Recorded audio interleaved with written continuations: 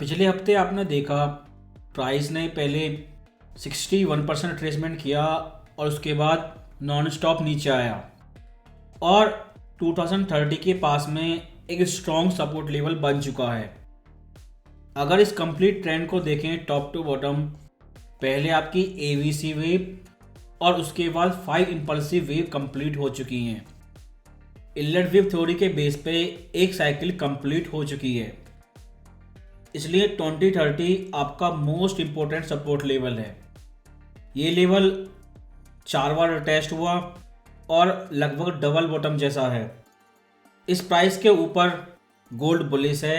अगर ये level break हो जाता है तब आप कह सकते हैं गोल्ड बेरिश है, और सेल करने के लिए इस लेवल के ब्रेकआउट होने का इंतज़ार करें, तब रिटेस्ट पर आप सेल करेंगे।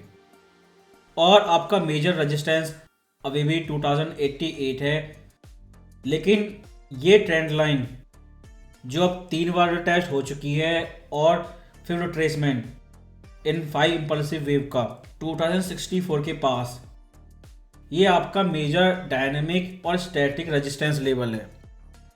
इस लेवल के नीचे गोल्ड बेरिश और 2030 के ऊपर बुलिश। बहुत ही टाइट रेंज है।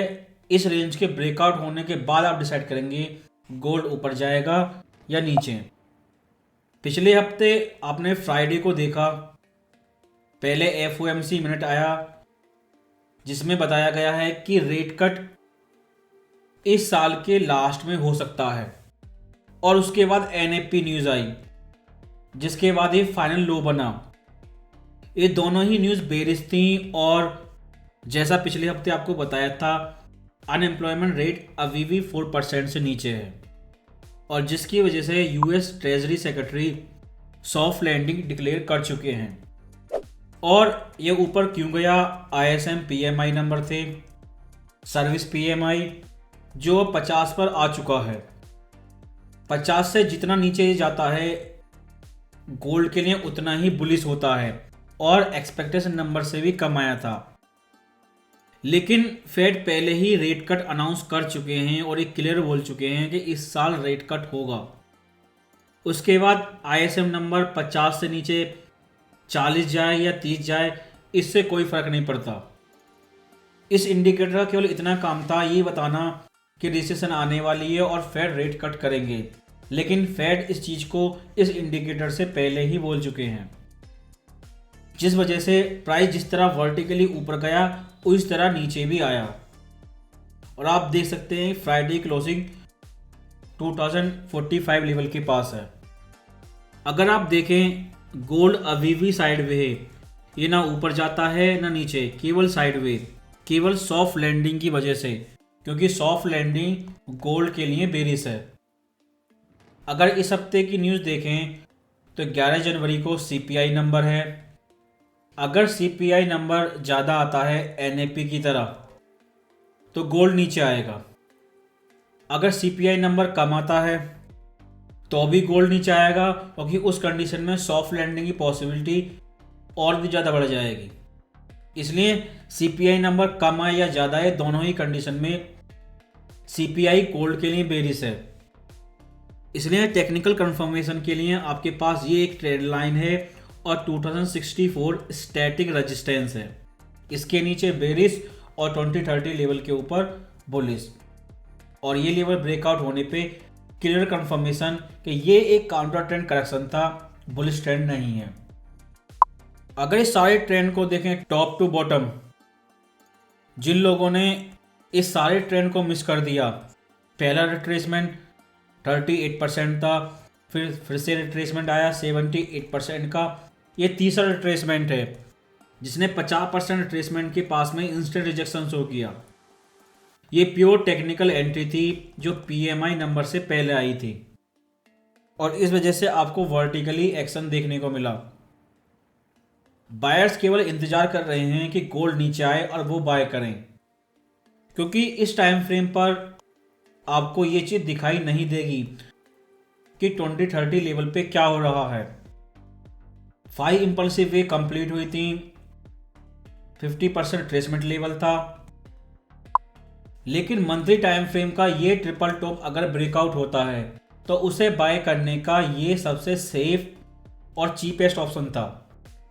अगर ये लेवल ब्रेकआउट हो जाता है तो वो फिर ट्राई करेंगे और अगला लेवल क्या होगा वो आने वाले समय में हम डिसाइड करेंगे। लेकिन इन सभी बायर का केवल एक ही टारगेट है, 2100 नया हायर हाई। ये लोग 2150 लेवल से पहले नहीं रुकेंगे।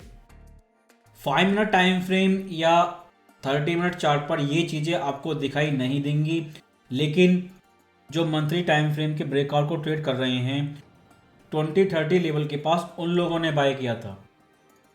अगर फिर से H4 टाइम फ्रेम को आप देखें तो पहले ही प्राइस ऊपर गया FOMC मीटिंग के बाद, फिर करेक्शन किया और एक ही हफ्ते में आपने देखा 2088 लेवल के पास में मार्केट एक्सपेक्टेशन थी कि इस महीने रेट कट होगा, लेकिन फ्राइडे को NFP के बाद कंडीशन ये हो गई अब मार्च महीने के रेट कट पे भी डाउट है। और इसीलिए आपसे बोला था कि जनवरी महीने की FOMC मीटिंग पहले ही प्राइस इन हो चुकी है और सेलर पहले ही सेल कर चुके थे। ये केवल हॉलीडे की वजह से ऊपर गया था। इस हफ्ते CPI से ज़्यादा इंपॉर्टेंट न्यूज़ है 12 जनवरी को, इन्फ्लेशन एक्सपेक्टेशन। अगर इस युद्ध को देखें जो उस समय NFP न्यूज़ के बाद आया था, जिस तरह फ्राइडे को PMI नंबर आया था, पहले आपको सेल में फंसाया गया, उसके बाद बुलिश न्यूज़ दी गई थी।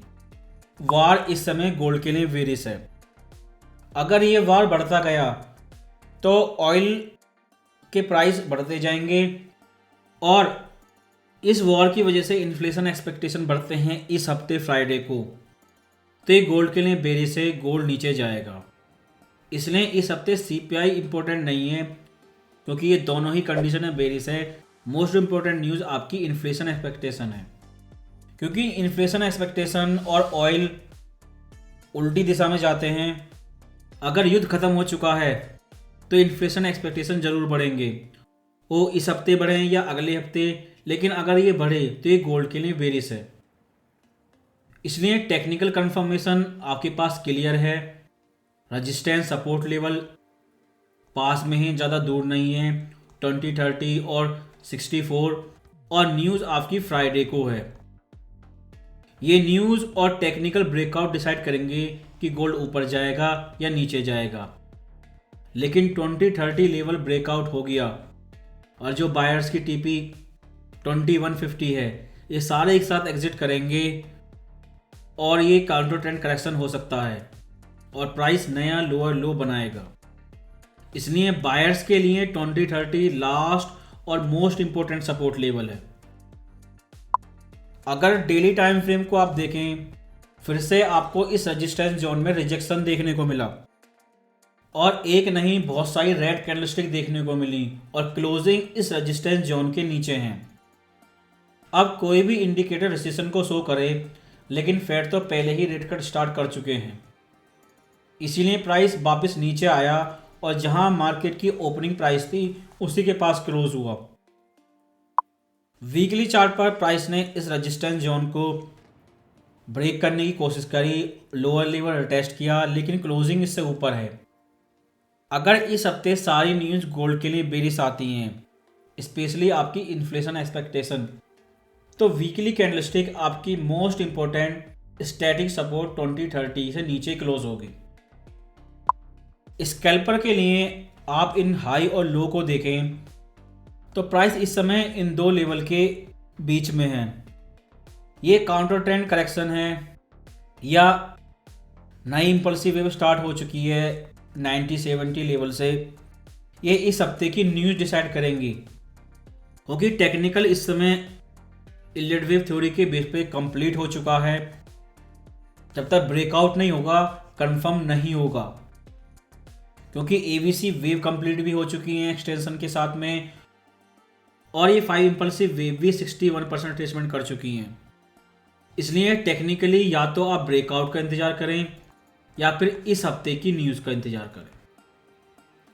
और जब तक प्राइस इन दो लेवल के बीच में है, ये साइडवे है, इस ट्रेंड लाइन के ब्रेकआउट होने पे बुलिश और इस सपोर्ट लेवल के ब्रेकआउट होने पे बेरिश, और रिटेस्ट पर आप बाय और सेल करेंगे और उससे पहले केवल साइडवे रेंज के रूप में ट्रेड करेंगे।